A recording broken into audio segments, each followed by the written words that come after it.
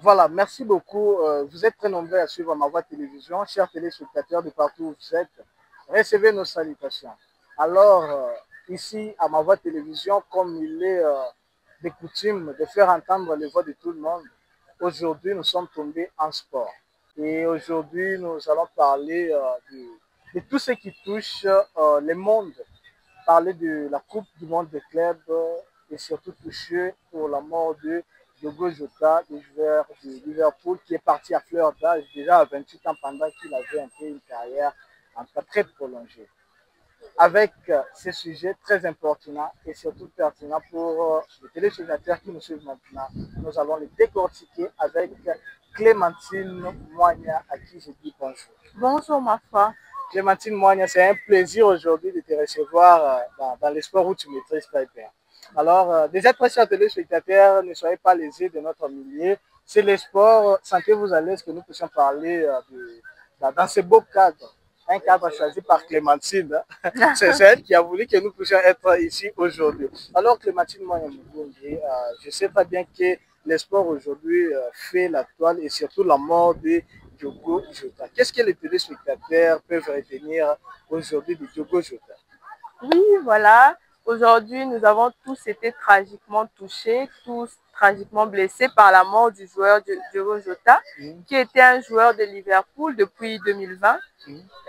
Il a été un grand atout pour Jürgen Klopp, qu'il a beaucoup utilisé, mais malheureusement, il nous a été tragiquement arraché il y a de cela quelques jours. Alors, Diogo Jota a été un joueur clé pour Jürgen Klopp qu'il a repéré à Wolverhampton après sa saison extraordinaire 2019-2020. Et en 2020, il a été acheté par Liverpool et il a très vite gagné un poste de titulaire avec Jürgen Klopp.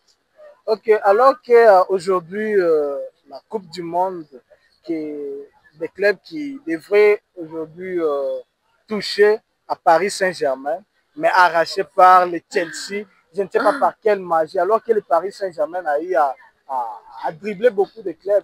Il a touché même le Real Madrid avec un score de 4-0, mais fort et malheureusement, le Paris n'a pas eu à remporter. Alors, c'est quoi ce système? Bon. C'était par manque des attaquants, par manque de bons joueurs, ou bien ils étaient déjà sûrs d'eux-mêmes? Parce qu'il y a quelqu'un qui m'a dit en passant que le Paris était déjà très sûr de lui-même, qu'il devait déjà remporter cette Coupe du monde des clubs et il serait appelé aujourd'hui les premiers clubs au monde.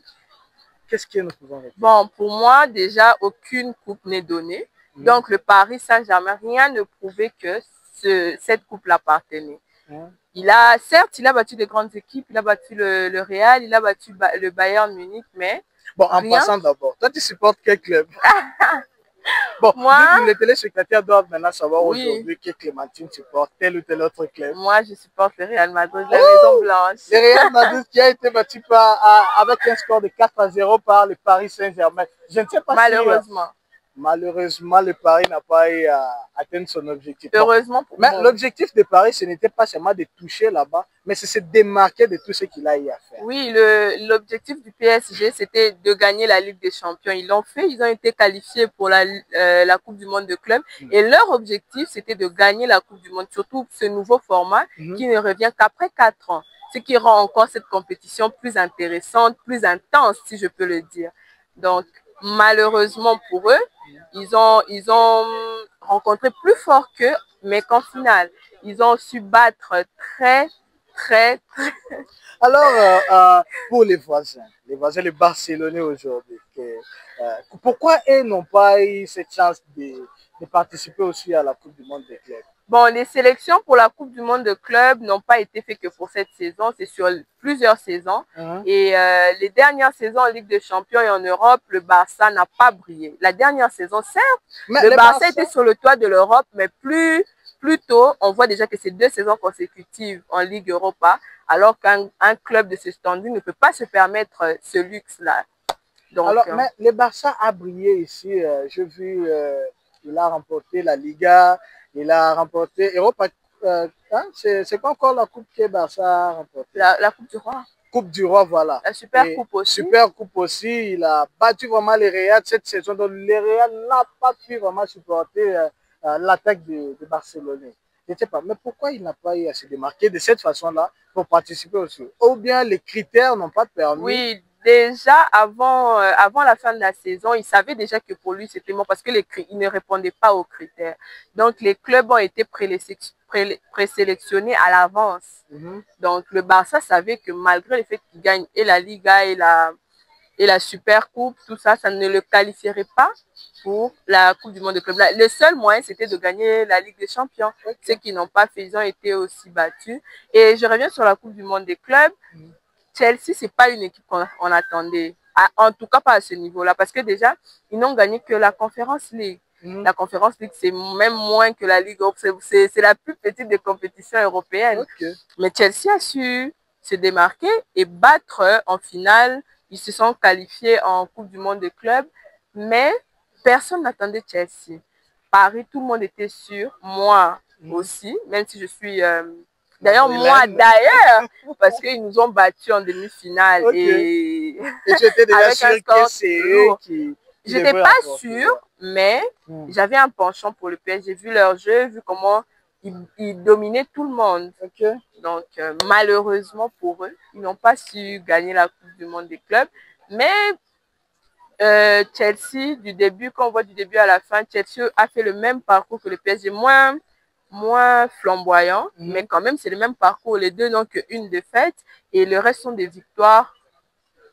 C'est pas des victoires en temps additionnel, en prolongation, tout ça. Donc, ils ont vraiment su se démarquer. Et en finale, le plus fort a gagné. Beaucoup disent que c'est parce que le PSG n'était pas préparé, mais moi, je ne crois pas. Pour moi, je crois que c'est juste que ils se surestimaient déjà. Ils étaient déjà sûrs de gagner. Et malheureusement, le foot, c'est un jeu qui se joue sur le terrain et pas sur les prédictions. Donc, voilà. Alors, partant de la nouvelle saison, ça sera pour quand? La saison commence en août. Ça dépend des championnats. Mi-août, la saison débute. Mi-août, ça sera quelle saison maintenant? 2025-2026. 2025-2026. Là, on va encore trouver la Ligue des Champions. Oui, la Liga. La Ligue des Champions reprend en septembre normalement ou en septembre.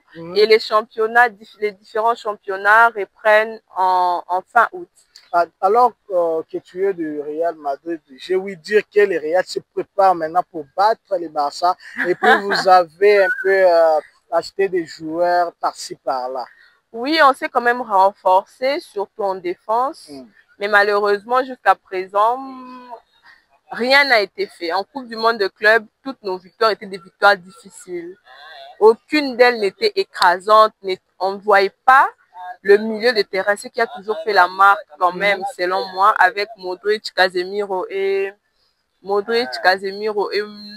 Kroos, ce qui faisait la gloire du Real dans le temps. Mais cette saison, le milieu est cataclysmique. Ça ne va pas du tout, mais bon.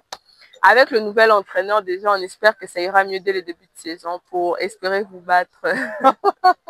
Battre encore les Barcelonais. Alors, est-ce que vous maîtrisez déjà bien ce que le Barça est en train de préparer pour nous? Parce qu'ils ne vont pas aussi se laisser faire encore cette fois-ci. Ils viendront encore avec des scores lourds.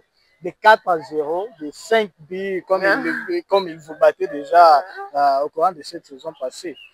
Alors, toi, chers téléspectateurs, retenez que c'était Clémentine Moigna qui nous a parlé du sport. Vous avez su aujourd'hui que le Real a manqué atteindre son objectif parce qu'il a été battu par le Paris Saint-Germain. Et le Paris Saint-Germain a raté la Coupe du Monde de club parce qu'il a été battu par le Chelsea, qui est aujourd'hui le meilleur club au monde. Alors, comme nous vous avions dit que nous faisons entendre nos voix, nous changeons maintenant d'avis et Clémentine va nous laisser maintenant l'espace. Clémentine, est-ce que vous pouvez me laisser mon espace?